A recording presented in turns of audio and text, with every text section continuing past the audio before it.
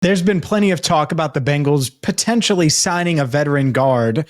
Why that probably isn't going to happen after their latest move, plus the latest on stadium talks and much, much more right now on Cincinnati Bengals Talk.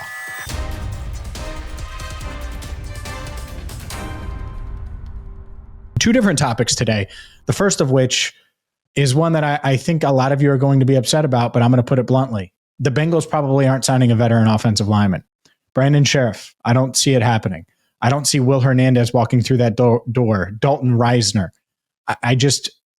To me, it's not going to happen. And part of why it's not going to happen is what they did this week. According to Bengals.com, their official transactions. And I've tried to get the official details. Nothing has been published in places that I could get that. And those are official documents behind the scenes, or you try to get your some details and insight on him. But Cordell Volson, they restructured his deal, and the Bengals posted it on their website. What does it mean? Well, it means Cordell Volson took a pay cut. It means that they probably went to him and said, all right, Cordell, we like you.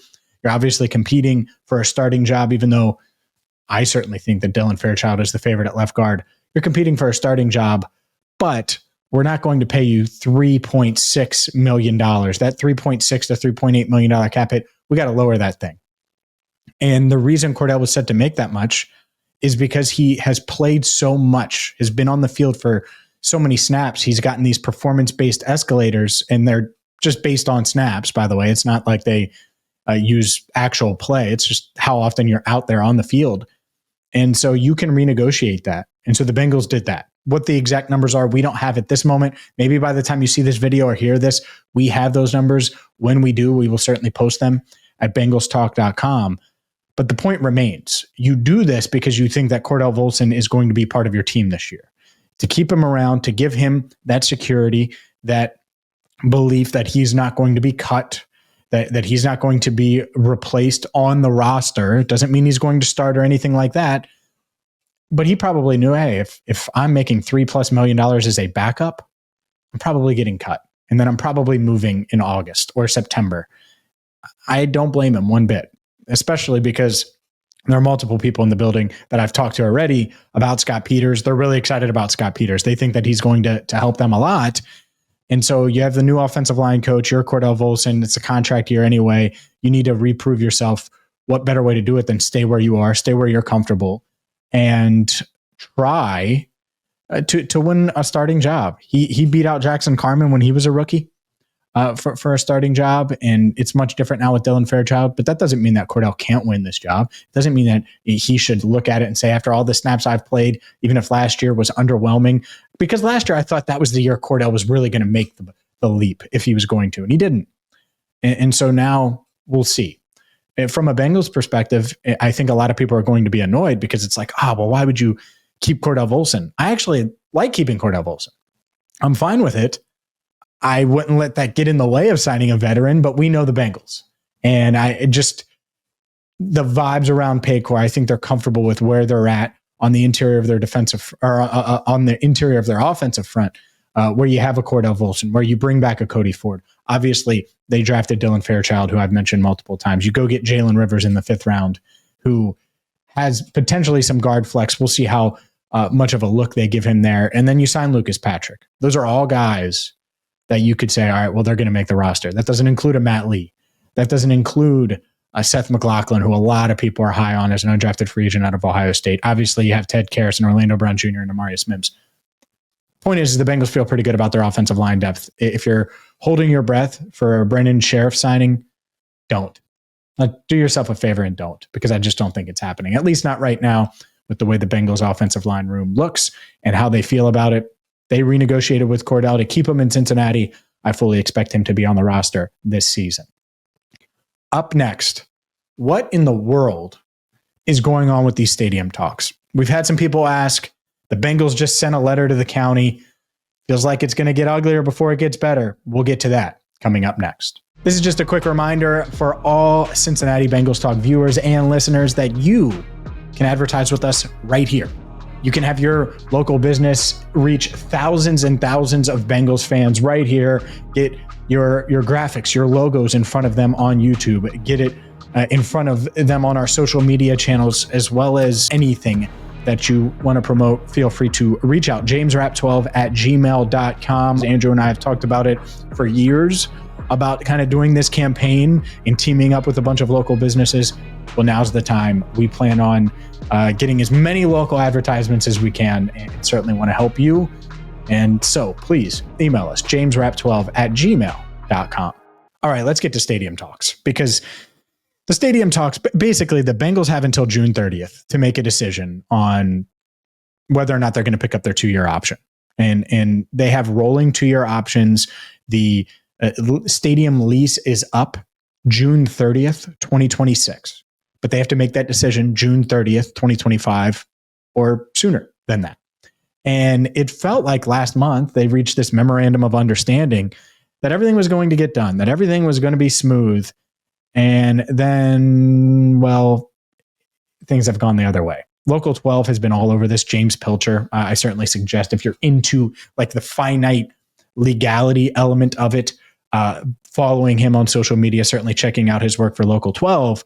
And what's really interesting, in you can check out this letter, but calling Connie Pillich's recent statements, the Bengals issued this letter on Wednesday, calling Hamilton County Prosecutor Connie Pillich's statement basically about negotiations and different things that have gone on. And I'm not going to try to get into too much detail, but the Bengals are calling out the county and saying that Connie, since being elected in January, has not participated in negotiations. It's worth noting that Hamilton County moved on from the attorneys that have represented them for decades last week by a 3-0 vote. And so that is concerning. There's no doubt about it. We're talking about 5 weeks now until the deadline. And I think I've been asked this a ton, like, oh, well, could the Bengals move? I don't think the Bengals are moving out of this area. But I think if we get to that June 30th deadline and there's no long-term fix, them moving in general is very real. And so getting into the minutia, you can read the entire letter. I posted it at bengalstalk.com. But I'll just read a quote here. The Bengals wrote to, quote, express our serious objection to your public comments and urge you to withdraw such comments which are plainly false. And it was basically Connie Pillich made comments about the stadium lease negotiations with the team and how difficult it was to negotiate with them. And I think a lot of fans are gonna be like, well, yeah, that's what happens. On the other side, this is a lot of public posturing. And what's interesting to me is they had this memorandum of understanding last month, which basically said, hey, we have an agreement in place, we're close, and it feels like it's going to get done. And then the county starts making all these moves, makes all these shifts. And I was worried about this. I've talked about this a few times. I was just a kid in the 90s, but I remember when these talks were going on and how big of a deal it was, and reading the papers about it and the political back and forth. Like, I remember that then, and I was like 5. And you just remember hearing little things about it. It's not like I understood the minutia and everything that was involved. Obviously, Jeff Blake, a lot of people say that Paycor at Paul Brown Stadium at the time was the house that Jeff Blake built, because he made them relevant when things were really, really struggling. And it felt like at one point the Bengals were going to move, as in move cities, and completely out of town.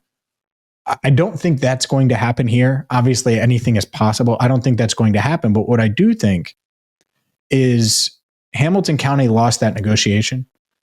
And politically, certainly Connie Pillich, they want to win this one and to be like declared the winner. And meanwhile, the Bengals on the other side are probably understanding like, yeah, we're not going to get the same deal. We know that because we won that last deal, but can't give it all up. And we can't do the reverse thing now, 25 years later, 30 years later. Geez, well, Pete, 30 years later, because we're talking like 95, 96 when this was going on. So yeah, that's where you're at. And I think it's going to be interesting to see how it plays out. I'm not going to cover it a ton on here unless there's a lot, because it's a lot of, to be quite frank, it's a lot of political BS. And the Bengals want to stay where they are. And I think Hamilton County wants the Bengals where they are. So for me, get in a room and figure out what works for everybody. And I get it. It's complicated and there's layers and layers and layers to this deal. We've known this date was coming up. I don't need the political posturing. I don't need the public outcry. And by the way, I don't think the Bengals sent that letter to do that. I think when Connie goes public with stuff, well, then the Bengals feel like they need to respond. Here's what I need. I don't care if it's the Hamilton County prosecutor. I don't care if it's the attorneys that represent the county now, the attorneys that represent the Bengals. Work out a deal. Work out a deal. Now, if the sides want to be difficult, fine. But understand, Hamilton County, you risk losing the Bengals. And Bengals, if you want to be difficult, realize you risk having to move, which sounds awful. They want to stay right there. They've invested a lot of money in the stadium. So risking that is annoying. So all this back and forth, just get in a room and get it done. There's the only loser here would be the Bengals and the county if they have to split. There's the loser, because then the Bengals have to go through that whole headache and the county has to go through that whole headache. It's much less of a headache if you just get a deal done. That's what I'll say. Much less of a headache if you just get a deal done. Again, check out BengalsTalk.com for more. Also, James Filcher has been all over it for Local 12. Make sure you hit that subscribe button. Ring the bell. Check us out wherever you get your podcasts. Please, please, please support the audio channel. We're trying to grow those, whether it's on Apple, Spotify, or Amazon, wherever you listen to podcasts. And for Andrew Fox Miller, I'm James Erpine. Thank you so much for listening and for watching right here on Cincinnati Bengals Talk.